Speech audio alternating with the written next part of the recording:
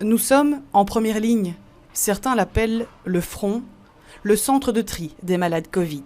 Avec nous, Sandra, qui est ici par choix volontaire et spontané. Je ne supportais pas de rester assise sur ma chaise à ne rien faire, sachant la bataille qui se mettait devant nous. Et donc j'ai cherché à trouver un travail qui pouvait faire que je me sente utile dans cette bataille. Mais aujourd'hui, derrière son masque et sa visière, Sandra, elle est très tirée. La colère gronde au sein des infirmiers.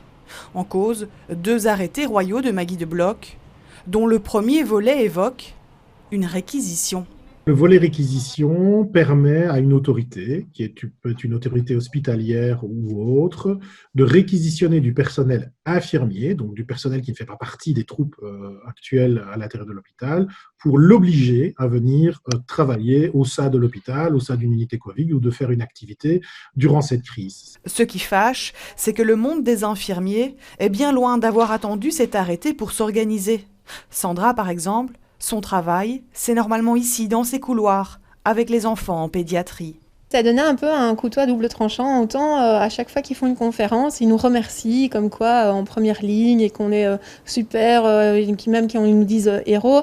Alors qu'à côté de ça, ils nous mettent un couteau dans le dos en nous disant à la prochaine vague, vous serez obligés de le faire. Alors que quand on le fait volontairement, on le fait quand même avec beaucoup plus de plaisir. Deuxième volet de ces arrêtés, on l'appellera extension. On autorise des professionnels de santé qui travaillent déjà dans le domaine de la santé, donc des kinésithérapeutes, des gens qui sont dans le sérail hospitalier peut-être, mais qui sont des professionnels de santé, à prester des actes infirmiers pour lesquels ils n'ont pas du tout été formés. Nous avons contacté le cabinet de la ministre. Voici sa réponse. Les 2 arrêtés royaux ont été présentés au secteur qui a pu émettre ses remarques. La concertation a eu lieu, mais le patient reste la priorité. La possibilité de réquisition doit être vue comme une assurance. Alors que nous les célébrons tous les soirs à 20h, aujourd'hui l'émotion dans le monde des infirmiers est celui de la colère et du désarroi.